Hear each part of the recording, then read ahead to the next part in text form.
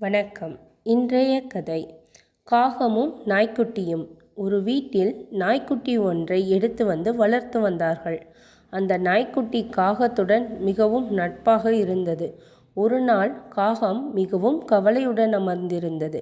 இதை கண்ட நாய்க்குட்டி காகத்திடம் சென்று, "என்ன காக்கையாரே, ஏன் ஒன்றும் பேசாமல் வருத்தமாக இருக்கிறீர்?" என்று கேட்டது.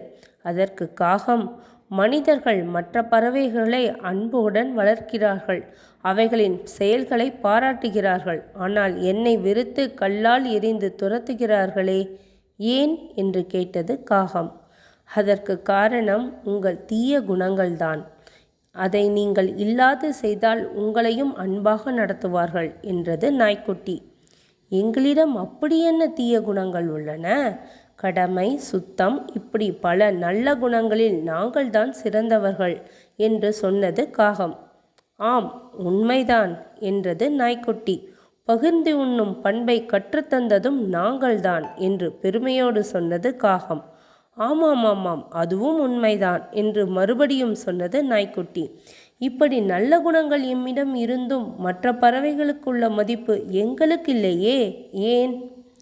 குயில் கூவும்போது அதன் இனிமையை ரசிக்கிறார்கள், மயில் ஆடும்போது அதை ரசித்து பாராட்டுகிறார்கள், கிளியை வீட்டிலேயே வளர்த்து பேசவும் கற்றுக் கொடுக்கிறார்கள்.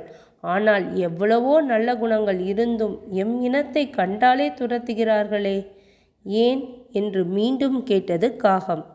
"ஏன் என்று சொல்கிறேன். உங்களிடம் எவ்வளவு நல்ல குணங்கள் இருந்தாலும் உங்களிடம் இருக்கும் சில தீய குணங்களால் தான் மனிதர்கள் உங்களை வெறுக்கிறார்கள்" என்று கூறியது நாய்க்குட்டி.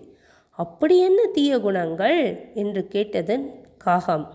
"திருடுதல், ஏமாற்றுதல்" என்று சொன்னது நாய்க்குட்டி. காகம் தலை குனிந்தது. "நீதி: ஒருவரிடம் எவ்வளவு நல்ல பண்புகள் இருந்தாலும் அவரின் ஒரு சிறு தீய செயல் அவரை அவரின் அத்தனை நல்ல பண்புகளில் இருந்தும் மறைத்து அந்த தீய செயலே முன்னிற்றும்."